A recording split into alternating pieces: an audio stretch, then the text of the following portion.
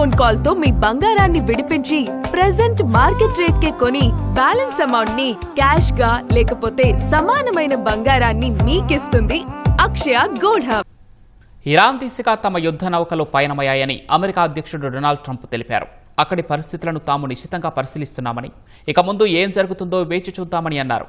నిరసనకారులను ఉరితీస్తే కనీవిని ఎరుగని స్థాయిలో దాడి చేస్తామని హెచ్చరించడంతో ఇరాన్ ప్రభుత్వం వెనక్కి తగ్గిందని చెప్పారు. ఇరాన్పై సైనిక చర్యకు దిగనని గత వారం ప్రకటించిన అమెరికా అధ్యక్షుడు డొనాల్డ్ ట్రంప్ తాజాగా ఆ దేశ సమీపానికి యుద్ధ నౌకలను పంపిస్తున్నామని చెప్పి ఉద్రిక్తతలను పెంచారు. దావోస్ నుంచి అమెరికాకు తిరిగి వెళ్లే క్రమంలో ఎయిర్ ఫోర్స్ 1 విమానంలో అగ్రరాజ్యాధినేత మీడియాతో మాట్లాడారు. ఇరాన్ దిశగా తమ నౌకాదళానికి చెందిన అనేక యుద్ధ నౌకలు వెళుతున్నాయని ట్రంప్ తెలిపారు. అయితే వాటిని ఉపయోగించాల్సిన అవసరం రాదని అనుకుంటున్నట్లు వ్యాఖ్యానించారు. నిరసనకారులను ఉరితీస్తే భారీ స్థాయిలో దాడి చేస్తామని హెచ్చరించడంతో ఇరాన్ ప్రభుత్వం ఉరిశిక్షలను రద్దు చేసిందని పేర్కొన్నారు. ఈ విషయంలో తాను కల్పించుకోకపోయి ఉంటే 800 మందికి పైగా నిరసనకారులు తమ ప్రాణాలు కోల్పోయేవారని అన్నారు. టెహ్రాన్ మళ్లీ అణు కార్యక్రమాన్ని పునరుద్ధరిస్తే మరో దఫా దాడులు తప్పవని హెచ్చరించారు.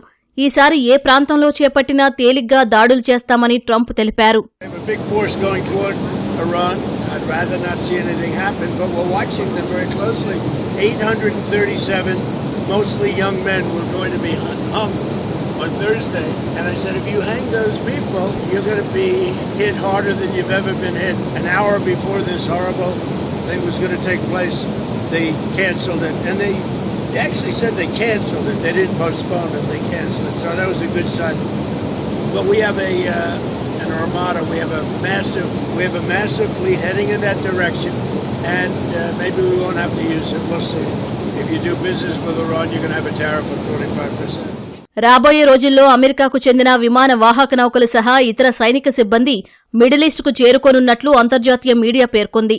ఆసియా పసిఫిక్ ప్రాంతం నుంచి విమాన వాహక నౌక యుఎస్ఎస్ అబ్రహాం లింకన్ సహా పలు యుద్ధ నౌకలు ఇరాన్ దిశగా కదులుతున్నాయని తెలిపింది.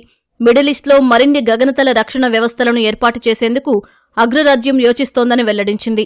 అటు ట్రంప్ హెచ్చరికలపై ఇరాన్ సహా గల్ఫ్ దేశాలు స్పందించలేదు. గల్ఫ్ దేశాల ఒత్తిడితోనే ఇరాన్పై సైనిక చర్యను ట్రంప్ ఉపసంహరించుకున్నారు.